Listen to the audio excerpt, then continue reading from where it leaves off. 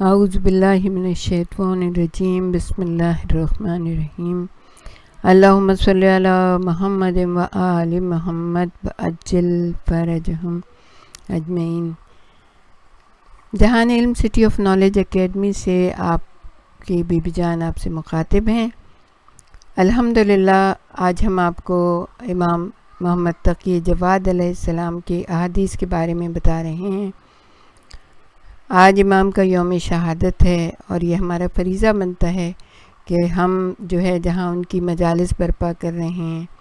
جو کچھ انہوں نے ہمیں سمجھانے کی کوشش کی ہے، ہمارے کردار کو بہتر بنانے کی کوشش کی ہے، جو کچھ امام کی سینگ ہیں، جہاں تک ہمیں ملتی ہیں، جو بھی امام کی، ویسے تو امام کی شہادت بہت جلدی ہو گئی تھی، سب سے جمع سال شہید جو ہیں وہ ہمارے امام یہی ہیں، نویں امام، لیکن پھر بھی 40 احادیث جو ہمیں ملی ہیں جلوہ نور کی بدولت، ان کا شکریہ ادا کرتے ہیں کہ انہوں نے جو ہے نا اس کتابچے کو شائع کیا ہے، تو وہ ہم آپ تک پہنچا رہے ہیں۔ اور مقصد یہی ہے کہ ہماری بھی تصحیح ہو، ہمارے بھی کردار و عمل میں بہتری آئے اور آپ کے بھی کردار و عمل میں بہتری آئے، اور یہی مقصد جو ہے نا اللہ تعالیٰ کا کتابیں بھیجنے کا، رسول بھیجنے کا، اللہ کی حجتیں بھیجنے کا یہی مقصد ہے کہ اس کے بندے جو ہے نا زندگی کو اچھی طرح گزاریں اور کامیاب و کامران ہو کے یہاں سے جائیں۔ تو امام ارشاد فرماتے ہیں، 4 نمبر کی حدیث ہے کہ توبہ میں تاخیر کرنا ایک قسم کی خود فریبی ہے، جھوٹا وعدہ دینا ایک قسم کا تحیر اور پریشانی ہے، خدا کے مقابلے میں عذر تراشنا ہلاکت ہے، گناہوں پر اصرار کرنا خدا کے مکر سے محفوظ رہنا ہے۔ یعنی کہ یہ قرآن کی آیت ہے کہ مکر خدا سے صرف گھاٹا اٹھانے والے ہی بے خوف ہوتے ہیں، یعنی اللہ کے جو پلاننگ ہے اس سے صرف گھاٹا اٹھانے والے ہی بے خوف ہوتے ہیں۔ ہم نہیں جانتے کہ ہمارے لیے کیا لکھا جا رہا ہے، لیکن کیا کرتے ہیں کہ اپنے آپ کو دھوکہ دیتے رہتے ہیں کہ او اللہ تو بڑا غفور الرحیم ہے، معاف کر دے گا، کوئی بات نہیں ہے، یا دوسرا ارے دنیا میں سب لوگ ایسے کر رہے ہیں، ہم ہی کر رہے ہیں تو کیا ہے۔ نہیں، ہر ایک کو اپنی قبر میں جانا ہے، اپنا اعمال نامہ لے کے جانا ہے، اپنے ہی ہاتھ میں اپنا اعمال نامہ ہوگا۔ اللہ کے سامنے کوئی عذر نہیں پیش کیا جا سکتا، جب اس وقت وہ اس کے سامنے اکیلے ہی پیش ہوں گے، نہ کوئی ماں باپ نہ رشتہ دار، وہ تو خود ہی فرار حاصل کر لیں گے کہ ایسا نہ ہو کہ ہم سے کچھ ہماری نیکیاں مانگ لی جائیں۔ تو اس لیے اکثر لوگ کیا کرتے ہیں، جانتے بوجھتے گناہ اس لیے کرتے ہیں کہ انہیں توبہ کی امید ہوتی ہے کہ اللہ تو، جیسے کہ ہم نے کہا، بڑا ہی بخشنے والا ہے، غفور الرحیم ہے، ہم توبہ کریں گے تو وہ بخش دے گا۔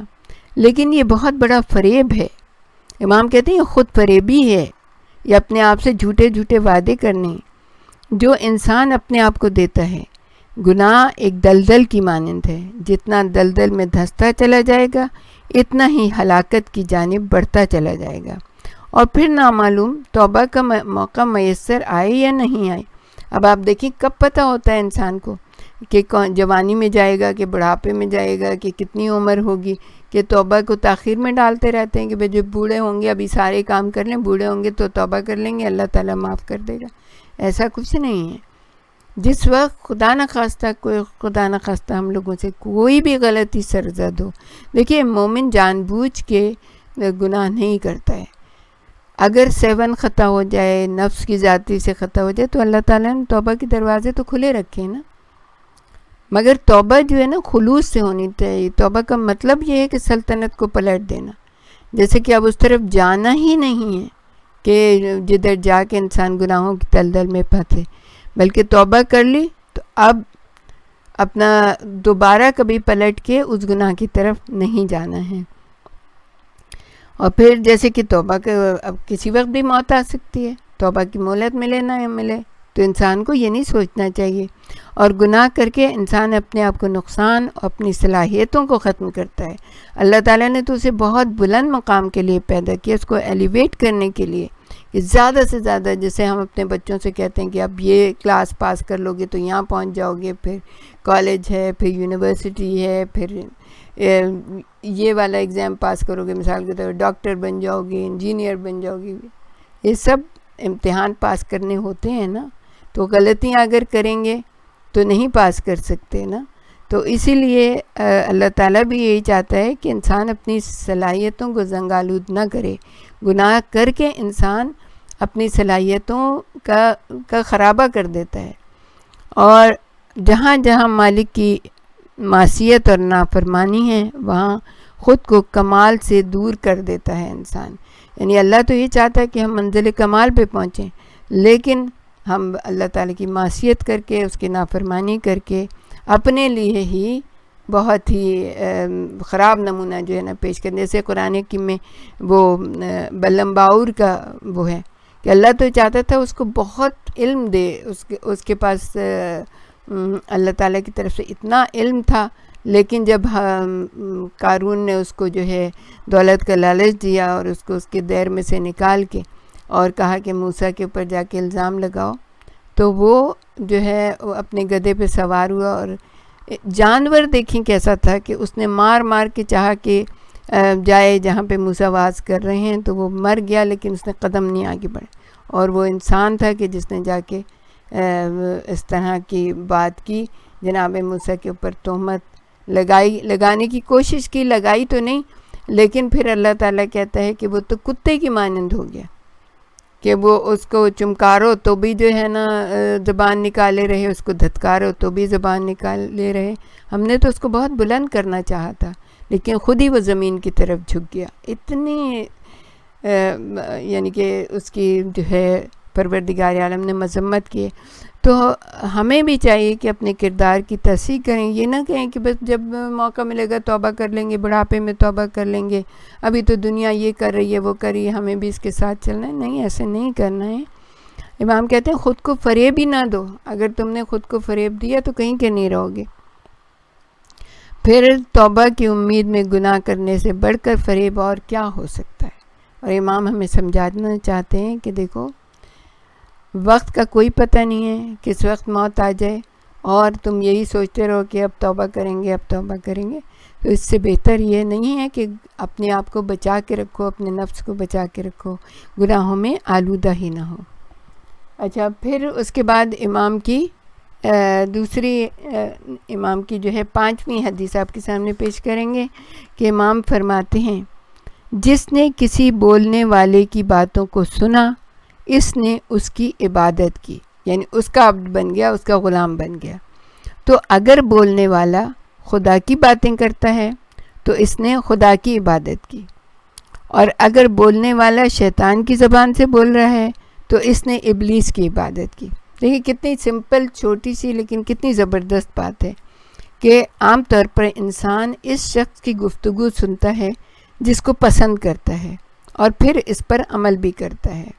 سورہ منافقون میں پروردگار عالم نے جس کا مفہوم ہی یہ ہے کہ یہ تو باتیں ایسی کرتے ہیں اور لگتا ہے جیسے دیواروں سے لکڑیاں لگی ہوئی کھڑی ہیں، اور لوگ اتنے غور سے ان کی باتیں سنتے ہیں، حالانکہ سارے فریبی، سارے جھوٹے، سارے منافق ہیں. تو اس میں امام فرماتے ہیں کہ یہ جو ہے عام طور پہ لوگ اسی کی باتیں سنتے ہیں نا جس کو پسند کرتے ہیں، اور جب کسی بولنے والے کو آپ نے سنا اور اتنا اس کے غلام بن گئے، اس کے عبد بن گئے، تو اس پر پھر کیا ہوتا ہے، اس کی باتیں سنتے ہیں تو اس پہ عمل بھی کرتے ہیں. کتنے سارے ہمارے جوان بچے ہیں جو اپنے پیئر پریشر میں کس طرح سے آتے ہیں، صرف لوگوں کی باتوں کی وجہ سے تو آتے ہیں، اور پھر کیا وہ ان سے غلطیاں کروا لیتے ہیں. اگر وہ شخص خدا پرست ہوگا تو یقیناً سننے والا بھی اسی جانب قدم بڑھائے گا. اگر خدا نخواستہ اس کی زبان شیطان کی زبان ہوئی تو وہ سننے والے کو خدا سے دور کر دے گا. اس لیے ضروری ہے کہ گفتگو کی ظاہری چاشنی کو ہی نہ دیکھا جائے، بلکہ باطنی عقائد کا اندازہ کرنے کے بعد ہی کسی کی گفتگو سنی جائے. یعنی زیادہ بولنے کا اسے موقع نہیں دینا چاہیے. اگر آپ کو یہ اندازہ ہو گیا کہ یہ اللہ اور رسول کی باتیں کرے گا، آپ کو صحیح راہ کی طرف لے کے جائے گا، آپ کی تصحیح کرے گا تو آپ کی کردار کی، تو اس کی باتیں سنیں. اور اگر آپ کو اندازہ ہو جائے کہ نہیں یہ مجھے دلدل کی طرف لے کے جا رہا ہے، گناہ کی طرف، تو پھر اس سے دوستی منقطع کریں اور اس کی باتیں کبھی بھی نہ سنیں۔ پھر 6 حدیث میں امام ارشاد فرماتے ہیں کہ صبر پر تکیہ کرو،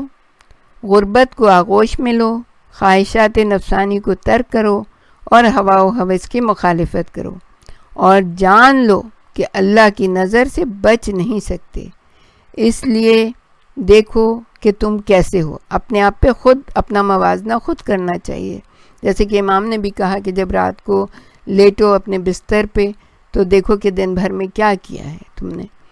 تو ہر انسان جو ہے وہ ترقی کرنا چاہتا ہے، وہ چاہتا ہے کہ بہت بلند درجے کے اوپر پہنچے، لیکن ترقی کرنے اور کمال تک پہنچنے کے لیے ضروری ہے کہ انسان مشکلات کا مقابلہ کرے اور خود پر پوری طرح قابو رکھے، تاکہ ہر اس کام سے خود کو دور رکھ سکے جو اس کی ترقی میں رکاوٹ ہو۔ مشکلات کا مقابلہ اور خود پر کنٹرول کرنے کے لیے امام نے یہ چیزیں بتائیں کہ ظاہر ہے کہ مشکلات کا مقابلہ تو صبر سے ہی ہو سکتا ہے نا، اور کس طرح سے ہو سکتا ہے۔ اور راہ میں مشکلات بھی آئیں گی، غربت بھی آئیں گی، پیسے کی بھی پریشانی آئے گی، اور نفس بھی بہکائے گا کہ یہ کر لو وہ کر لو، اس طرح دھوکے بازی سے، چال بازی سے، اس طرح سے تم ترقی کی منزلوں پہ پہنچ سکتے ہو، لیکن ایسا نہیں ہے۔ اور اگر کوئی اس طرح سے کرے گا تو لازمی بات ہے اللہ کی نظر سے تو نہیں بچ سکتا، تو پھر اس کو اپنے کردار کو خود دیکھنا چاہیے کہ میں کیسا ہوں۔ اگر اللہ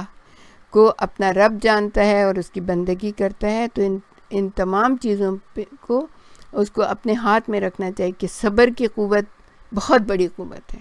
انسان صبر سے بہت ساری مشکلات کو طے کر کے جو ہے وہ اپنی منزل کو پا سکتا ہے۔ ہمارے ساتھ ہی رہیے گا، ہم آپ کو اور بھی بہت ساری باتیں بتانا چاہیں گے امام کی۔ وآخر دعوانا ان الحمد للہ رب العالمین۔ اللہم صلی علی محمد و آل محمد وعجل فرجہم۔